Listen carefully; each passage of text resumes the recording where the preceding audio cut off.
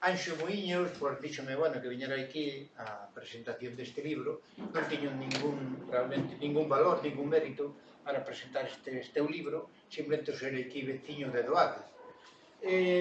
Decirvos, bueno, que Anxo Muiños que naceu en Taragoña, do concello de Rianxo, donde naceu, por certo, Castelao, dende moi novo comprometeuse, como escritor que eres, comprometeuse ca lingua galega e tamén foi e sigue sendo un activista pola naturaleza e además un inquieto polos camiños por onde vai ahora a sociedade, é dicir, co tema da inteligencia artificial, co tema da robotización, aquí está, non? Además é un profundo coñecedor do mar, que viviu desde que naceu ali no seu pobo de Taragoña. Entonces, Anxo escribe as súas obras con ese trasfondo do mundo do mar, que te levou como a Irlanda, que te levou a Suecia, onde escribiches algúns libros, en fin, anduveches por moitas partes do mundo, como diría Camões, sin máis mundo houbera, lá estaría, non? E Anxo Muiños empezou de moi novo a escribir poesía. Realmente comezou aos 12 anos.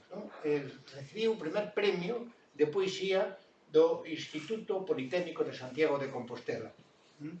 E el é autor de libros de poesía, Ulín, do ano 2015, que publicou a editorial Medulio no ano 22, se non me equivoco, e tamén Ábresme a porta do océano, que aquí o tedes, recentemente.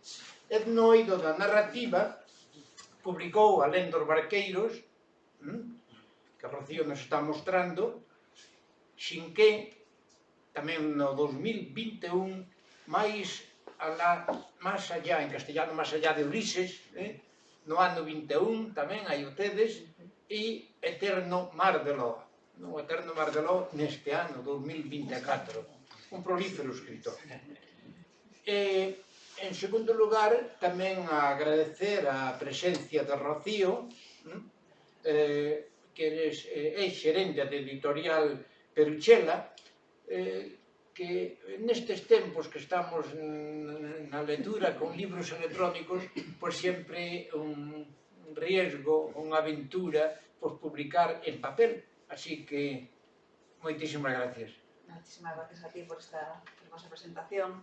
Moitas gracias a todos os que estades aquí, un día tan especial, no Día das Letras Galegas, que para nós é un placer presentar dous libros en galego, sobre todo escritos por unha persoa como Anxo, como ben comentou o Antonio, unha persoa con moito mundo, moi comprometido coa nosa lingua e tamén coas nosas letras. Pouco máis podo dicir, máis que facervos que el mesmo nos conte un pouquiño de que trata a obra e os motivos que podedes ter para leela. Non sei se tú vas a explicarnos un poquinho de que trata, o argumento. Tamén quería añadir que quero dar os gracias a todos os presentes, ao xente que veu de Santiago, non?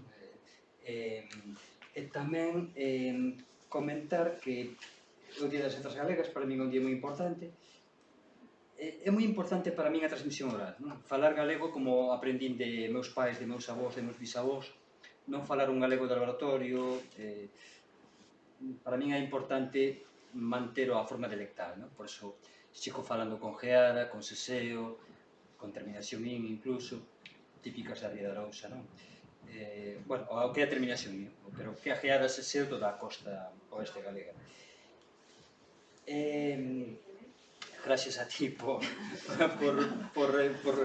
unha persoa que se involucra moitísimo. A verdade é que eu estou super encantada porque que un autor da tua categoría me escolla a min, a unha humilde editorial, para publicar os seus libros, para mí é un gran privilexio.